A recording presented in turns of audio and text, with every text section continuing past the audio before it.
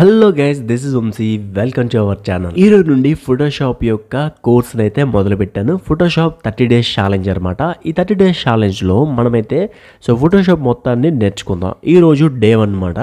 ఈ డే 1లో ఏం చెప్పబోతున్నామంటే కొన్ని టూల్స్ గురించి చెప్తున్నాను. ఇంపార్టెంట్ టూల్స్ గురించి మాత్రమే చెప్తాను. ప్రజెంట్ డే 1లో ఈ టూల్స్ ఫర్ సపోజ్ ఈ మన 30 days కోర్స్ అనేది మనం ఎప్పుడు రిలీజ్ చేస్తామంటే ఎవ్రీడే 12కి అయితే రిలీజ్ చేస్తాం. అంటే మధ్యాహ్నం 12 గంటలకి రిలీజ్ చేస్తాం. ఈ ఫోటోషాప్ కోర్సు 30 రోజులు కానీ మీరు నేర్చుకుంటే ఫోటోషాప్ మొత్తం మీకు ఐడియా వచ్చేస్తుంది. ఫోటోషాప్ ముందుగా ఎంట్రన్స్లో ఎలా ఉంటుందంటే ఓపెన్ చేసుకున్న వెంటనే ఇలా ఉంటుంది. కొత్త ప్రాజెక్ట్ అయితే ఇవేమీ కనిపించవు అనమాట. ఇక్కడ కనిపిస్తున్న ఏది కూడా ఉండదు. నార్మల్గా మనం క్రియేట్ న్యూ మీద క్లిక్ చేసి మనకి ఏది కావాలో అదైతే తీసుకోవాలి. ఫర్ సపోజ్ మనకి ఎక్కువగా అవసరమైంది థంబ్నైల్స్. ఏదైనా తీసుకోవచ్చు, ఇలాంటి పోస్టర్స్ అని అన్నీ నేను చెప్తాను. ఈ 30 daysలో మీకు అన్నీ కవర్ చేస్తాను. మెయిన్లీ మనం తీసుకోవాల్సింది ఫస్ట్ 1280x720 అయితే శాంపుల్ ఇమేజ్ తీసుకుంటాం. ఇక్కడ మనకి సేవ్డ్ దగ్గర కొన్ని ఉంటాయి, ఫొటోస్ దగ్గర కొన్ని ఉంటాయి, రీసెంట్ ఏవైనా మనం తీసుకోవాల్సినవన్నీ ఇక్కడ ఉంటాయి అన్నమాట. మనం చేయాల్సిన యాడ్స్ గురించి కూడా ఇక్కడైతే ఉంటాయి. నార్మల్గా నేను ఒక నార్మల్ ఇమేజ్ అయితే ఏదో ఒకటి తీసుకుంటాను. రీసెంట్గా చేసిన ఏదో ఒక 1280x720p ఫార్మాట్లో తీసుకుంటున్నాను అనమాట. దీని గురించి అయితే మీకు క్లారిటీగా చెప్తాను. ఇందులో కొన్ని టూల్స్ అయితే ఉంటాయి అనమాట. డే 1లో మీకు కొన్ని టూల్స్ గురించి, ఇంపార్టెంట్ టూల్స్ గురించి, మన డే 30 వరకు ఏం యూజ్ చేస్తామో ఆ టూల్స్ గురించి అయితే చెప్తాను అనమాట. మనకి కనిపిస్తుంది కదా, ఇవన్నీ మనకైతే టూల్స్ అయితే ఇక్కడ ఉంటాయి అనమాట. ఎలా కావాలంటే మీరైతే అలా అయితే పెట్టుకోవచ్చు. మీ టూల్స్ ఇవేవి రాకపోతే ఏం చేస్తారంటే విండోస్లోకి వెళ్ళండి. విండోస్లోకి వెళ్ళి వర్క్ స్పేస్కి వెళ్ళి ఇక్కడ మనకి రీసెట్ అని ఉంటుంది. ఈ రీసెట్ కొట్టండి. అన్నీ ఎలా మన ఫోటోషాప్ ఫస్ట్ ఎలా ఉందో అలా అయితే వచ్చేస్తాయి.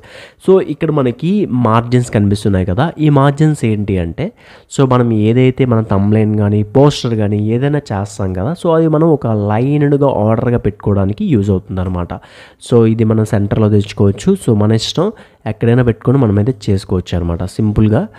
చూస్తున్నారు కదా, ఇలా అయితే మనం డ్రాగ్ చేసి సెంటర్లో పెట్టుకోవచ్చు.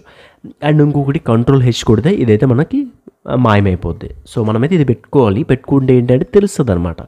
అంటే ఒక పోస్టర్ చేయాలన్నా, ఒక థంబ్నైల్ చేయాలన్నా, ఏం చేయాలన్నా ఒక లైన్ మనం ఆర్డర్ ఫాలో అవ్వాలి.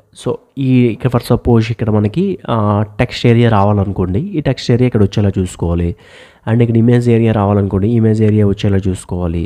ప్రతిదీ మనం డీటెయిల్గా చేస్తేనే మనకైతే ప్రాపర్గా వస్తుంది అనమాట. మనం టూల్స్ గురించి తెలుసుకుందాం. ఫస్ట్ది మూవ్ టూల్ అనమాట. ఇది మనం ఏదైనా ఒక ఆబ్జెక్ట్ని మూవ్ చేయాలంటే, ఫర్ సపోజ్ ఇక్కడ మనకి తాబేలు చూపిస్తున్నారు చూడండి, ఈ తాబేల్ని మనం మూవ్ చేయాలంటే మనకి ఒక మూవ్ టూల్ ఆప్షన్ అయితే ఉండాలన్నమాట. ఆ మూవ్ టూల్ గురించి అయితే తెలుసుకుందాం ముందుగా.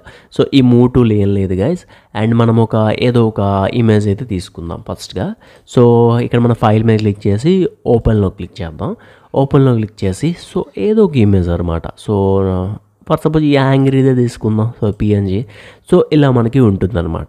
ఉన్న దానిని మనం ఏదైతే ప్రాజెక్ట్ ఉందో ఆ ప్రాజెక్ట్లోకి రాదు.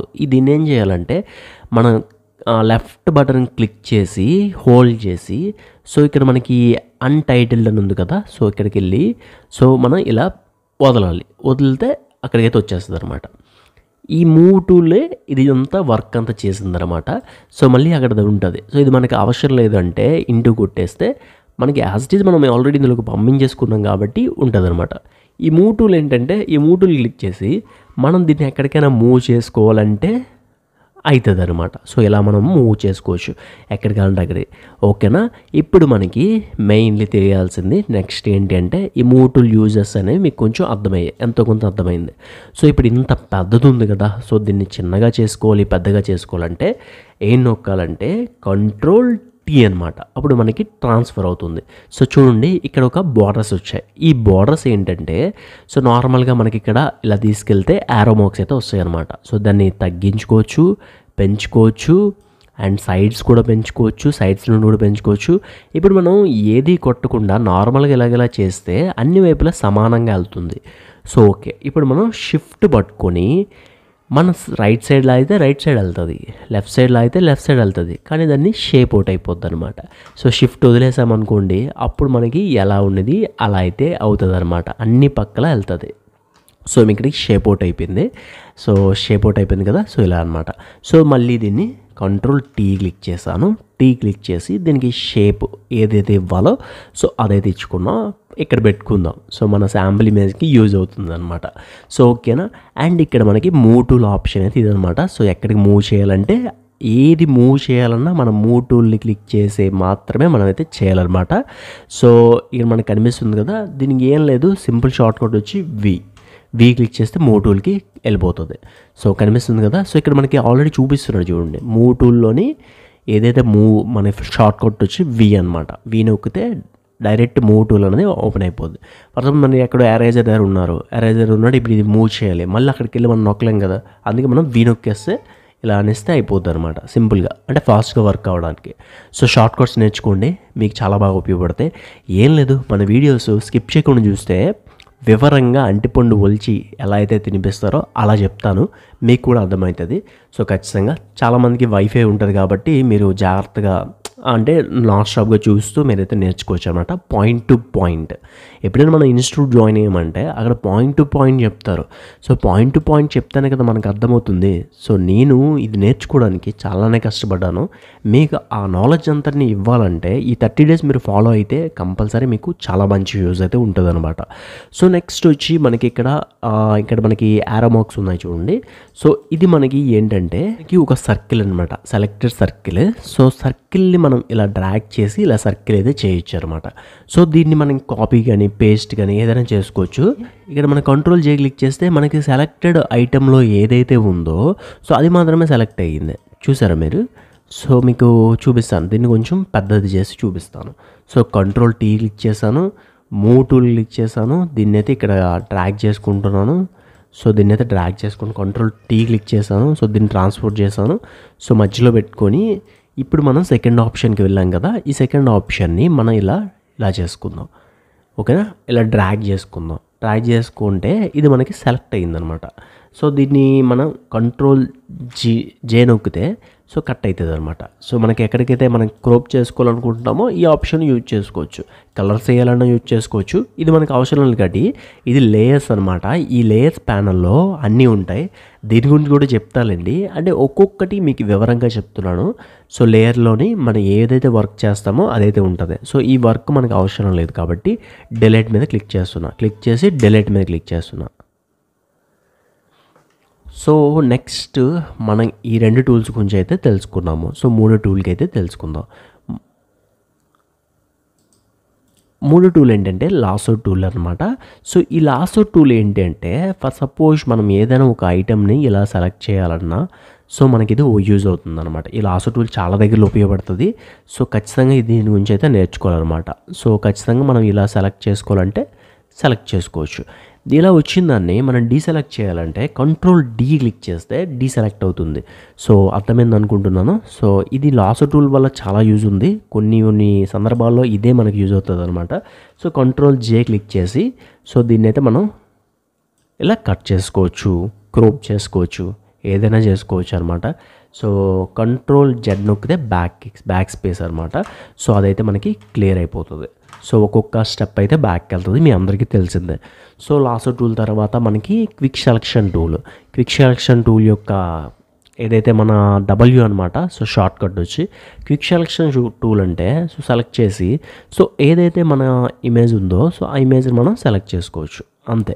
సో పెద్ద మ్యాటర్ ఏం కాదు. దీని నుండి దాన్ని క్రోప్ చేసుకోవచ్చు, కట్ చేసుకోవచ్చు, ఏదైనా చేసుకోవచ్చు, కాపీ చేసుకోవచ్చు. కంట్రోల్ జే నొక్కితే కాపీ అయితే అవుతుంది. సో ఇంకొక మనకు కావాలంటే కంట్రోల్ జే అనమాట.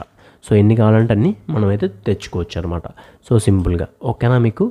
సో ఇది మనకి అవసరం లేదు. సో మనందైతే తీసేద్దాం. సో ఓకే, ఇంకొక ఫైల్ అయితే తీసుకుందాం, ఓపెన్లోకి వెళ్ళి.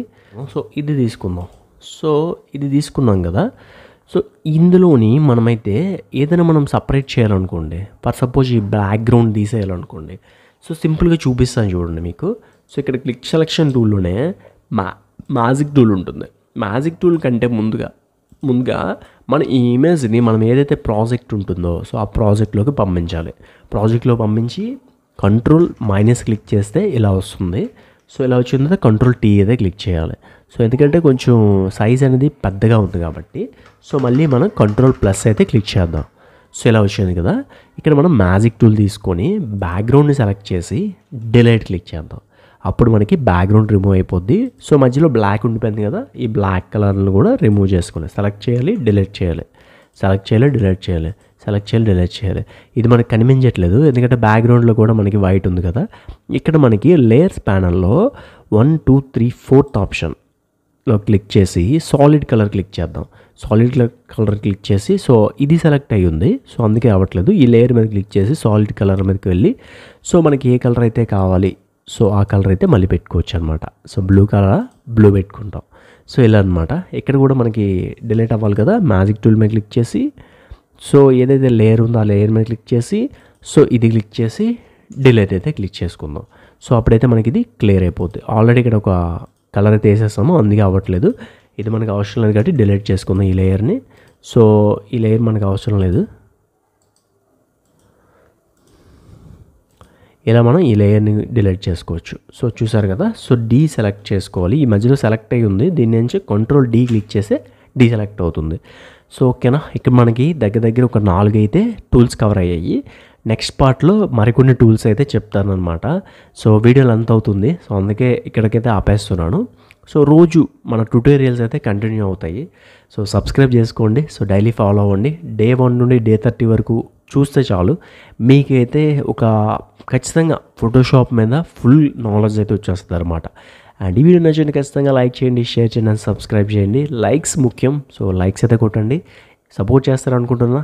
Thanks for watching.